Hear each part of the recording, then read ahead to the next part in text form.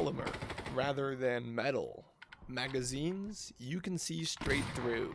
A construction that draws its skeptics, and a gun with everything to prove.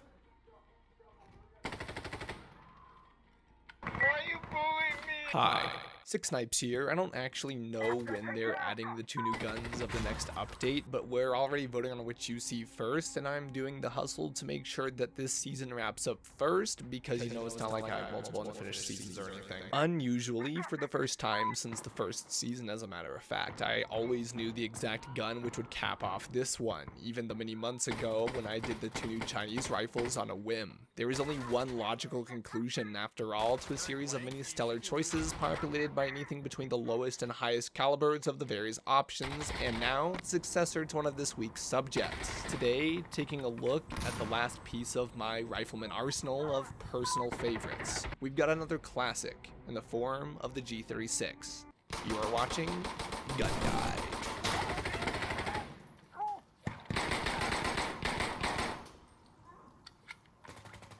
The G36K, standing for Kurs, German for short, is an interesting one, being while not exactly like the G36C or compact, even shorter, of Battlefield 4, it's virtually close enough that it really does make this the first time I've done a gun guide for a gun twice for 2 games. Hey, I've seen this one. This is a classic.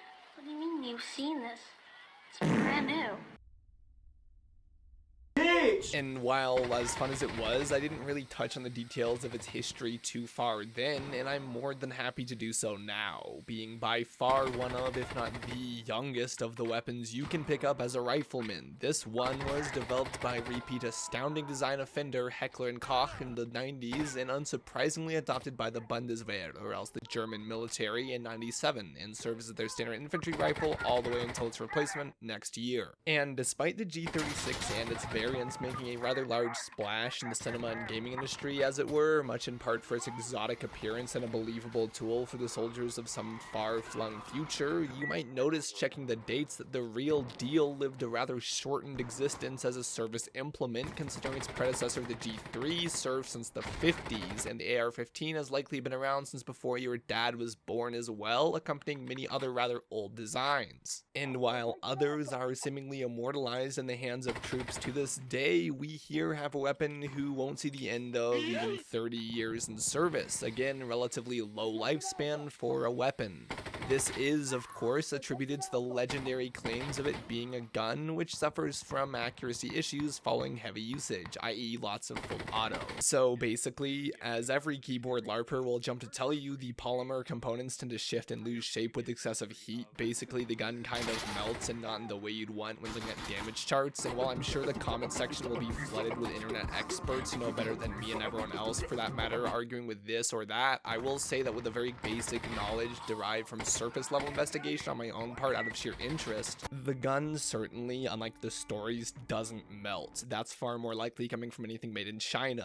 But the claims do hold weight that when the piece is firing in excess to hundreds of rounds on full auto with no respite, the free-floating barrel housed in the upper receiver, which is primarily polymer for weight reasons, tends to suffer from material surrounding it, losing rigidity and ergo losing accuracy past, say, 200 meters. And I would like to say that personally, because of this, if anyone here is watching and working in the Ministry of Defense, I will happily take one of those terribly malfunctioning, horrible weapons off your hands for you. Just message me. But in the world of video games, the G36 seems to be more than safe from the woes of physics and particle composition. In fact, having used the G36 extensively for the past week in virtually every role imaginable, I do have one last pressing question to ask regarding its functionality.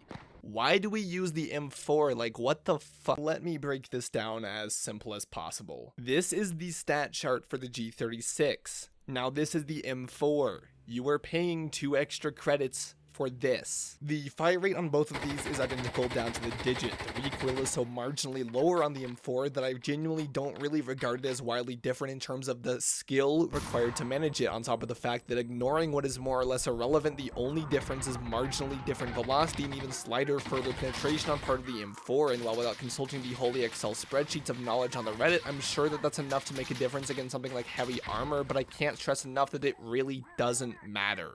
With the context that you were paying 2 equipment credits for this much performance, you really wonder why anyone uses the M4 after the past couple updates, and that's just the problem, because as of very recently, the G36, which isn't very popular for some reason to begin with, doesn't even have to justify its differences with the M4 anymore, because what is widely regarded to be the best current pick just got added a couple updates ago, the AUG, which will be the focused comparison of this video, as another gun I have reviewed prior and quite like, that baseline for performance of any reasonable pick. Now on paper, the G36 and the AUG are very close guns. You might not even really tell the difference staring at a stat sheet, and some would even say functionally identical. Both come in at 3 credits for the rifleman class. Both are chambered in the NATO standard 5.56 intermediate cartridge, a very vanilla bullet with some of the best performance in the game. Both have 30 rounds base capacity, and while the G36 isn't a bullpup, they both have relatively shortened profiles, the G36 in comparison to some of the other options and even other members of its own family, making it, like the AUG, equally suited for close quarters engagements, and both are also undoubtedly lethal at range. Finally, and perhaps most importantly, they are both the bare minimum a security rifleman, command unit, or demolitions expert is going to pay for full auto as a feature, and more than most guns feature an attachment array that is nearly identical.